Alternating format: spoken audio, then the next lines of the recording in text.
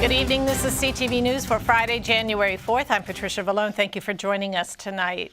Well, County Executive Angela Alsobrooks, Police Chief Hank Stawinski, and community leaders are urging residents to drive safely after an accident leaves 3 children dead on Indian Head Highway.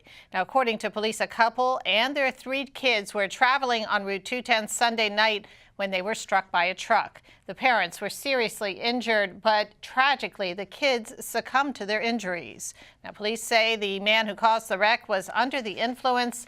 Alsobrooks is imploring motorists to be vigilant on the roads. Wake up in 2019 for these parents, and to wake up without their babies is the unspeakable, really is an understatement. We all have a responsibility to change our conduct as we drive and travel on this road. Officials say they're pushing for more speed cameras on Route 210. Well, one person has been critically injured after a major accident on the Maryland Beltway this morning. A tractor-trailer overturned on the inner loop near 450 Annapolis Road, creating a backup for miles during the morning rush hour. Prince George's County Fire and EMS says one person was transported to the hospital with life-threatening injuries. Traffic was backed up in both directions, and at least one northbound lane remains closed as traffic snarls continue. An investigation is underway after 2 men are shot in Prince George's County last night. Melissa Wright has details on the story and reactions from neighbors in the area who were stunned by the shootings.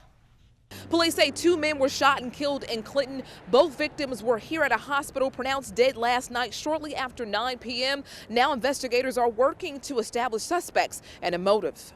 Yellow crime scene tape forbidding anyone from crossing into the area, and police presence still very active in this small neighborhood of townhomes just off Piscataway Road. A very different scene from last night, where police say a man was found shot after 7 p.m. on Surratt's Village Drive. That man was taken to MedStar Southern Hospital Center, where he was later pronounced dead. Police say while they were at the hospital, a second man walked into the facility seeking help. He was later pronounced dead too.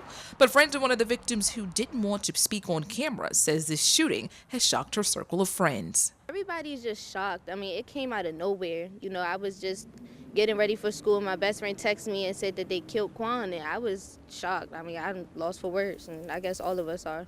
And one resident says after this incident, he's going to make sure he and his family are being more alert. It's crazy, you know, honestly, it's crazy because I have siblings of my own, and I'm the oldest, so it's like, I don't know, it's just, you just can't get past stuff like that, you know, and you just make you want to be more cautious of your younger ones. Meanwhile, police have no suspects in custody, and the names of those victims have not been released. And an update on the story. Police have now identified the victims in the double fatal shooting as 19-year-olds Shaquan Chambers and Robert Glasgow. Police say they do not believe the shooting was a random incident. Well, the federal government shutdown is heading into week 3 with no compromise in sight. Congressional leaders met with President Trump again today. The top Senate Democrats said Mr. Trump threatened to keep the government shut down for months, even years, unless Congress approves the $5 billion funding for his border wall. Maryland Representative Senator Chris Van Hollen says he's hearing from constituents worried about how they will make ends meet without a paycheck. Even those not affected by the shutdown say it's time for elected officials to end their partisanship. I worked for the federal government for over 25 years, and I've been through a number of shutdowns.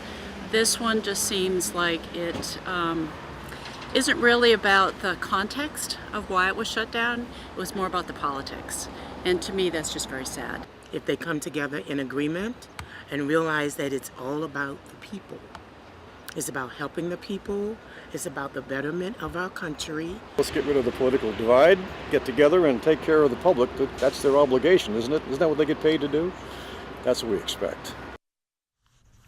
Now, there are concerns that a long-term government shutdown could start to harm what has been a healthy economy. The commission charged with redrawing the boundaries of Maryland's 6th congressional district held its first meeting today.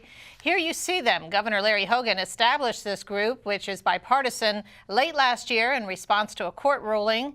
The Emergency Commission on the 6th congressional district gerrymandering will be charged with developing new boundaries in an open and transparent manner.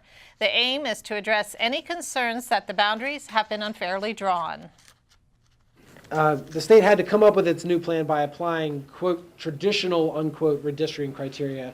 That included geographic continuity, compactness, regard for natural boundaries and boundaries of political subdivisions, and regard for geographic and other communities of interest. And it specifically said what the state can't consider. It can't consider how citizens are registered to vote, how citizens have voted in the past, or to what political party citizens may belong. It said a new plan had to be submitted to the court by 5 p.m. on March 7th, 2019. This deadline is now. And if you want more information on the commission, you can go to maryland.gov.